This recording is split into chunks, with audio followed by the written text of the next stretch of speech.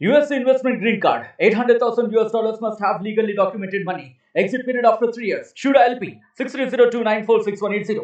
ఇవాళ పెద్దలు మురళీమోహన్ గారు నాకంటే ముందు ఇక్కడ పార్లమెంట్ సభ్యులుగా వారి బాధ్యతల్ని వారు ఇక్కడ నిర్వహించినటువంటి సందర్భంలో వారి హయాంలో చేపట్టినటువంటి కొన్ని పనులు వాటిని సందర్శించాలని వాటి ప్రోగ్రెస్ కనుక్కోవాలన్నటువంటి ఉత్సాహం వారు కనబరిచినప్పుడు నేను అదేవిధంగా వారితో పాటుగా నేను మరియు స్థానిక ఎమ్మెల్యే అయినటువంటి ఆదిరెడ్డి వాసు గారు ఇక్కడికి రావడం జరిగింది. మొరంపూడి బ్రిడ్జ్ ఏదైతే ఉందో గత కొన్ని రోజులుగా వివాదాస్పదంగా మారినటువంటి సందర్భంలో, వివాదాస్పదం అని ఎందుకు అంటున్నానంటే నాకంటే ముందు ఇక్కడ ఉన్నటువంటి మర్గాని భరత్ గారు వారి హయాంలోనే వారు పొట్లాడి నితిన్ గడ్కరీ గారితో నేను ఈ మొరంపూడి బ్రిడ్జ్ శాంక్షన్ చేయించాను అని చెప్పి వారు చెప్పడం జరిగింది.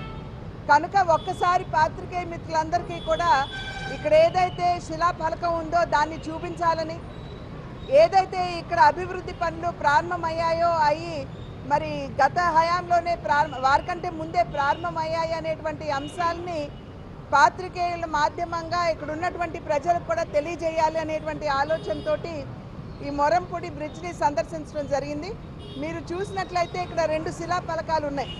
ఒకదాని మీద 2019వ సంవత్సరంలోనే దీనికి శంకుస్థాపన చేశారు అనేటువంటి అంశం మనకు అర్థమవుతుంది. ఆ తర్వాత 2021లో అనుకుంటాను రెండవ శిలాఫలకం వేసి కమెన్స్మెంట్ ఆఫ్ వర్క్ అంటే పని ప్రారంభం అని చెప్పి వారు అక్కడ శిలాఫలకం వేయడం జరిగింది. అందరూ కూడా నవ్వుతారు, ఎందుకంటే ఎవరు ఎక్కడ కమెన్స్మెంట్ ఆఫ్ వర్క్ అని చెప్పి ఇంతవరకు శిలాఫలకం వేసినటువంటి దాఖలాలు దేశంలోనే లేవు. రాష్ట్రం వదిలేసేయండి, దేశంలోనే లేదు. అంటే ఎక్కడికెక్కడ రాజకీయ లబ్ధి, ప్రజా శ్రేయస్సు కంటే కూడా రాజకీయ లబ్ధి మీద ఎక్కువ దృష్టి పెట్టినటువంటి విధానం మనకి సుస్పష్టంగా దీని మాధ్యమంగా మనకు అర్థమవుతుంది. పీడీ గారిని కూడా ఇవాళ ఇక్కడికి పిలిచాం, వారితో కూడా మాట్లాడటం జరిగింది. దగ్గర 100 కోట్లతోటి మొరంపూడి బ్రిడ్జ్ ఏదైతే ఉందో ఈ 216A నేషనల్ హైవేలో అంతర్భాగంగా ఈ యొక్క బ్రిడ్జిని కూడా కేంద్ర ప్రభుత్వం చేపట్టడం జరిగింది. దీనికి 100 కోట్లు అవుతుంది. ఈ బ్రిడ్జి యొక్క పనులు ఆగస్టు 15 కల్లా ఈ బ్రిడ్జిని ప్రారంభోత్సవం చేసుకోవచ్చు అని చెప్పి పీడీ గారు చెప్పారు.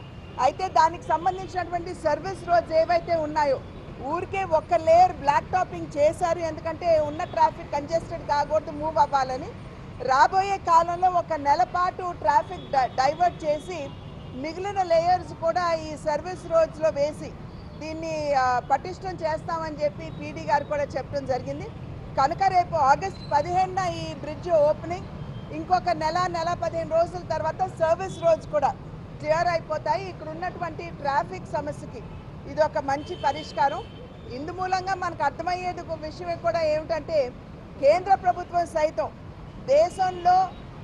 దేశాన్ని మనం అభివృద్ధి పథంలో నడిపించాలని పదే నరేంద్ర మోడీ గారు 11వ ఆర్థిక శక్తిగా ఉన్నటువంటి భారతదేశాన్ని 5వ స్థానానికి తీసుకుని రావడం జరిగింది. అదేవిధంగా రాబోయే కాలంలో మేము 3వ స్థానానికి తీసుకువెళ్తామని చెప్పి ప్రధాని గారు చెప్పారు. అయితే 3వ అతి గొప్ప ఆర్థిక శక్తిగా భారతదేశాన్ని మనం మలుచుకోవాలంటే మౌలిక వస్తువులు చాలా అవసరం. రోడ్లు కావచ్చు, పోర్ట్లు కావచ్చు, ఎయిర్పోర్ట్లు కావచ్చు, రైల్వేస్ కావచ్చు. కనుక అందులో భాగంగా ఎంత బ్రహ్మాండంగా ఈ కన్స్ట్రక్షన్ జరుగుతుందో ప్రజలందరూ కూడా గమనించాలి. 2014 సంవత్సరానికి ముందు రోజుకి 12 నుండి 13 కిలోమీటర్ల రోడ్ల నిర్మాణం మాత్రమే జరిగితే ఇవాళ 2014 నుండి ఇవాళ వరకు అంటే నరేంద్ర మోడీ గారు ప్రధానిగా, నితిన్ గడ్కరీ గారు రైల్వేస్ అండ్ ట్రాన్స్పోర్ట్ మినిస్టర్గా బాధ్యతలు చేపట్టిన తర్వాత రోజుకి 30 కిలోమీటర్ల రోడ్డు నిర్మాణం జరుగుతుంది. అందులోని ఎంత బ్రహ్మాండంగా రోడ్లు ఉన్నాయో ప్రజలందరూ కూడా గమనిస్తున్నారు.